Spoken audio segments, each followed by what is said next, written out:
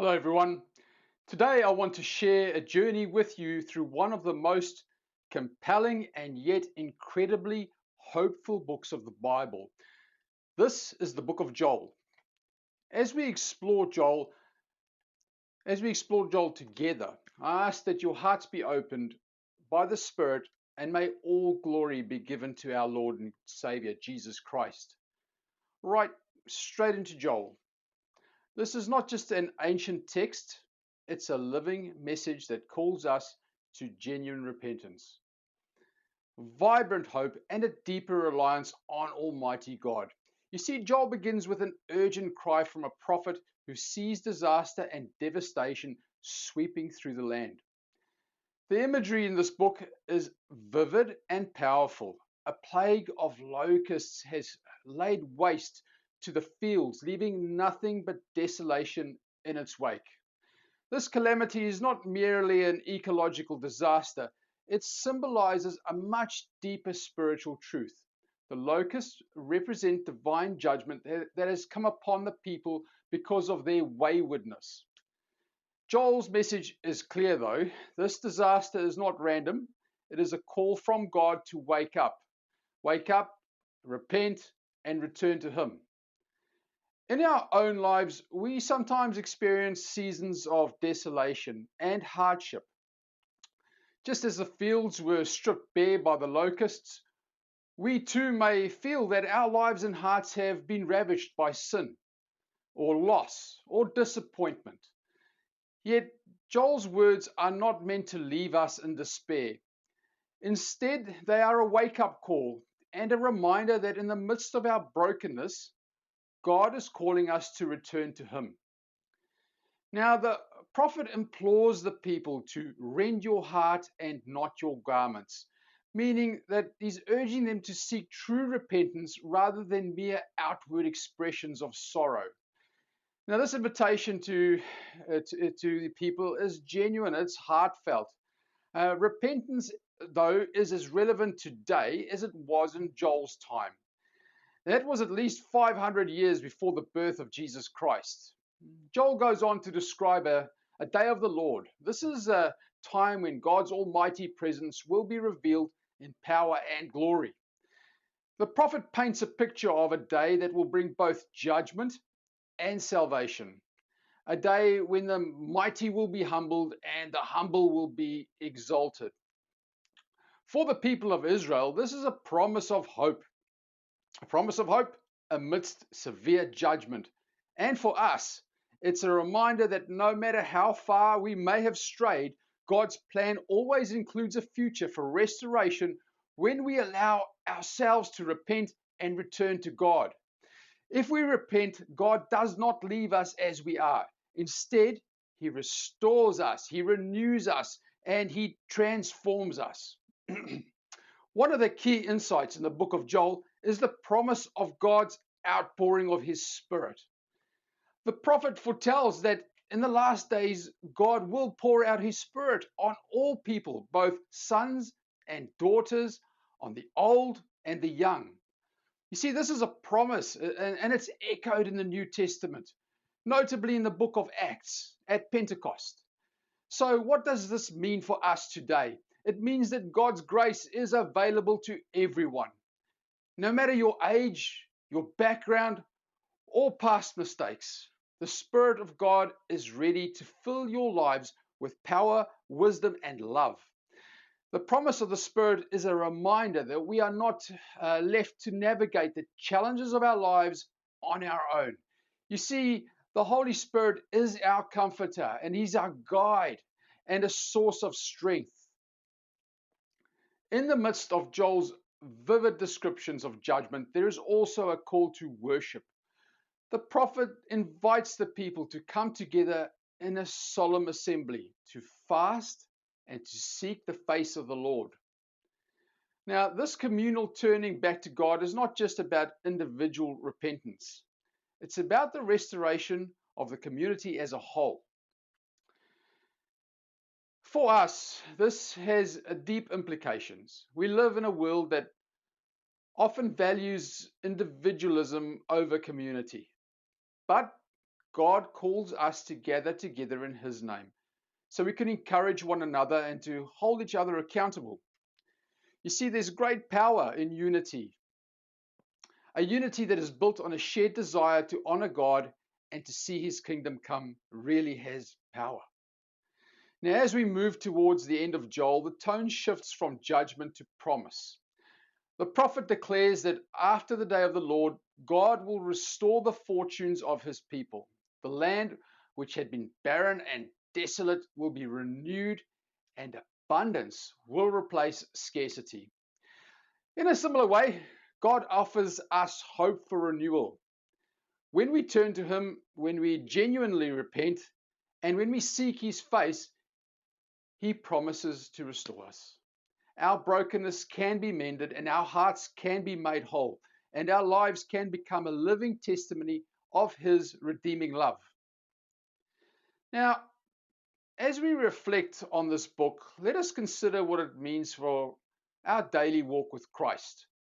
Well, first, Joel reminds us that we cannot ignore the warnings of our own hearts. There will be times when we experience personal droughts and times when our spiritual fields may feel barren and our souls may feel empty. Now, in those moments, rather than turning away or trying to mask our pain with busyness, we're invited to pause, to examine our lives, and to genuinely repent. True repentance is not about feeling guilty for the sake of guilt. It's about acknowledging your need for God, turning away from the paths of sin and embracing the abundant life that Jesus offers. Now, Joel's promise of the outpouring of the Spirit is a call to live empowered lives. When the Holy Spirit fills us, we are equipped to face the challenges of the world with courage and wisdom. We're also called to be a light in a dark world, sharing the gospel and hope with those around us, in our communities, in our workplaces, and in our homes. The Spirit enables us to live lives that reflect the character of Christ.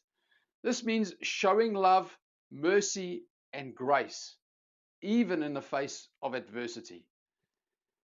In a vision of restoration, Joel points us to the ultimate hope found in Jesus Christ. The renewal of the land is a powerful image of a new creation, and that's what awaits us.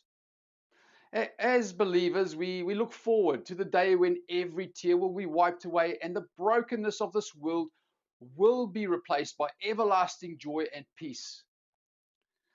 Now, this hope should fuel our perseverance and strengthen our faith, especially when we face trials and tribulations in our own lives every single day. Lastly, Joel's call to communal repentance reminds us of the importance of the church community. We're not meant to walk our spiritual journey alone. When we come together in worship, prayer, and fellowship, we create a space where God's presence can move freely among us. These moments of unity are there for us not to only receive encouragement, but also strength. But in this moment, we can also become instruments of God's restoration in a difficult world. This is a difficult one and something that I also struggle with. You see, when you look around you, so many churches have compromised, and many pastors have shoehorned the Bible to fit into their own political and non-biblical worldview. They might use history books written by people who may or may not even be Christians to justify their position on a worldview they have adopted to seem inclusive or just to be nice. But remember, a lie or false teaching spoken in a kind, soft voice is still a lie. So my point is this: it can be difficult to find fellow believers who view God's word as the final and complete authority, and also prioritize a personal relationship with Christ.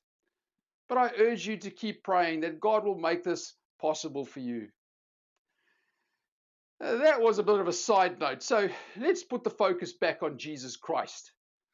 Now, as Joel's message through, as it's delivered in the context of ancient Israel, and it's unique in its difficulties, but ultimately it points us to the one who is the fulfillment of God's promise. Jesus is the one who calls us to repentance. Who pours out his Spirit and who will one day restore all things. In his life and his death and resurrection, we see the ultimate act of restoration. This is a restoration that begins in our hearts and will one day extend to the whole of creation. As we meditate on the book of Joel, I hope we can be reminded of our own need for a renewal. So please heed the call to repentance, not as a burden, but as a joyful return to the loving embrace of our Father, of your Father. Please open your hearts to the Holy Spirit, allowing him to empower you to live a life that is pleasing to God. And please remember, Jesus Christ brings a hope that is not limited by our present circumstances, but is secured by his eternal promises. So, may you be a person who, like the prophet Joel, is unafraid to speak the truth, to call for repentance, and to declare the hope of God's coming kingdom. Live in the assurance that no matter how barren your spiritual field may seem, God's promise of renewal and abundance is assured if you turn back to him. If you would like to live a life in service of Christ, start by proclaiming the transformative power of Jesus Christ to a world in desperate need of his love.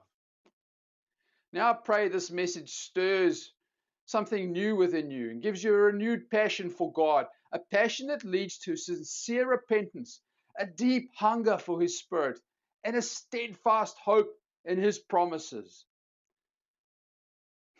May the words of Joel resonate in your heart, drawing you closer to the one who alone can restore, renew, and redeem. And may all that we do, every word that we speak, and every act of faith bring glory to Jesus Christ, our eternal King. Thank you so much for watching. I enjoyed this book, and I hope you did too. And I'll see you next time.